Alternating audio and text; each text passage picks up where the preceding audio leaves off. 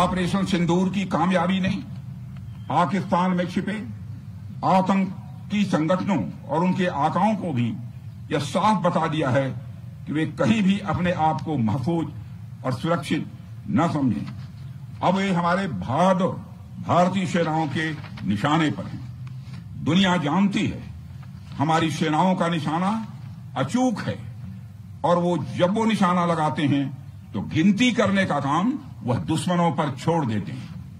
साथियों, आज आतंकवाद के खिलाफ भारत की प्रतिज्ञा कितनी कठोर है इसका पता इसी बात से चलता है कि हमने उनके न्यूक्लियर ब्लैकमेल की भी परवाह नहीं की है। पूरी दुनिया ने देखा है कि कैसे गैर जिम्मेदाराना तरीके से पाकिस्तान द्वारा भारत को अनेक बार एटमी धमकियां दी गई हैं। आज श्रीनगर की धरती से मैं पूरी दुनिया के सामने यह सवाल उठाना चाहता हूं कि क्या ऐसे गैर जिम्मेदार और रोग नेशन के हाथों में परमाणु हथियार सुरक्षित हैं?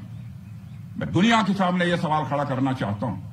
मैं मानता हूं कि पाकिस्तान के एटमी हथियारों को IAEA international atomic energy agency की निगरानी में लिया जाना चाहिए।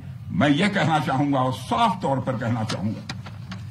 साथियों, हमारी सेनाओं हमारी सीमाओं पर अपनी मातृभूमि की रक्षा के लिए जिस तरह से आप सभी बिना रुके बिना थके दिन रात लगे रहते हैं वह अपने आप में अद्भुत है और अद्वितीय भी है। आपकी यही बातें हम सब भारतीयों के लिए मार्गदर्शक का कार्य करती हैं। यही कारण है कि मैं हमेशा आपसे मिलने के लिए उत्साहित रहता हूं ताकि आपके अंदर की ऊर्जा से हम सब भी कुछ प्रेरणा ले सकें। साथियों, आतंकियों ने पहलगाम में धर्म पूछकर हमारे निर्दोष लोगों को मारा।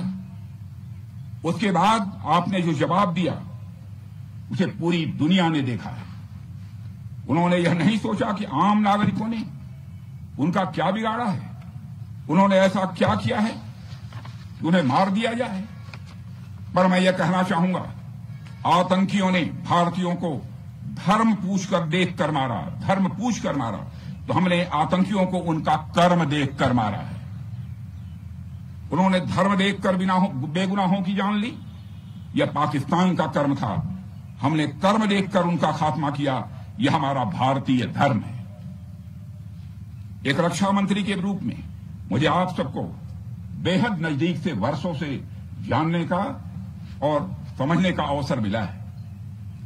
मैं आपके साहस और पराक्रम को तो जानता ही हूं, साथ ही साथ पहलगाम जैसी घटना के प्रति आपके गुस्से को भी मैं अच्छी तरह जानता हूं।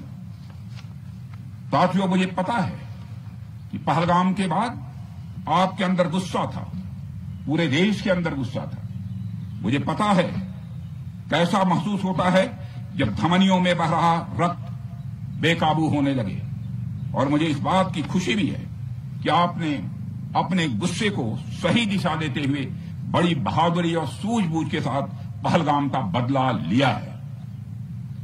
रही बात पाकिस्तान की, तो उसकी बात ही क्या करूं आपसे।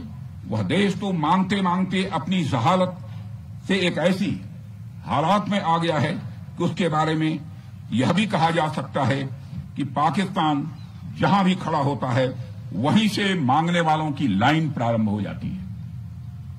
अभी आपने सुना ही होगा कैसे वह फिर एक बार इंटरनेशनल मॉनेटरी फंड IMF के पास कर्ज मांगने गया।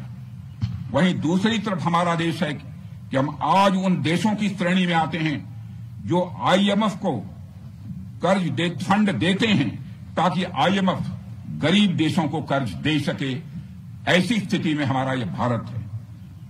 रामचरितमानस में स्वामी तुलसीदास जी ने लिखा है, जहां सुमतितः संपत्ति नाना, जहां कुमतितः विपत्ति निदाना। यानी जहां सुमति होती है, अच्छी नीतियां होती हैं, वहां सुख और समृद्धि होती है, और जहां कुमति होती है, बुरी मति होती है, केवल दूसरों के हित की भावना होती है, वहां तरह तरह की विपत्तियां स्वाभाविक रूप से आती ही हैं।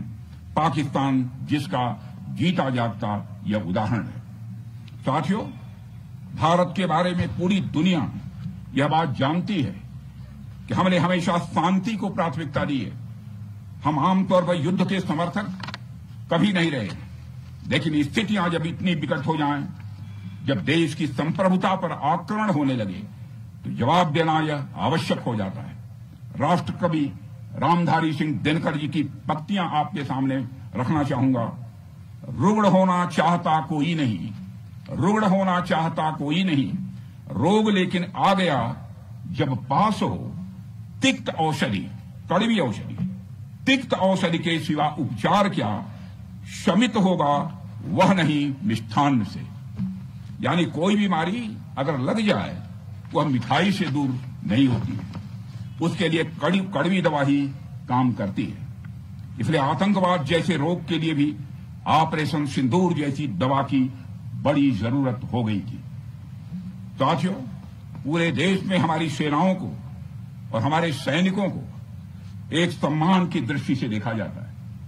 एक सशक्त राष्ट्र वही होता है जो अपनी सेनाओं को सम्मान के साथ साथ आधुनिक हथियार और साजो सामान भी दे जिसकी उसे जरूरत है।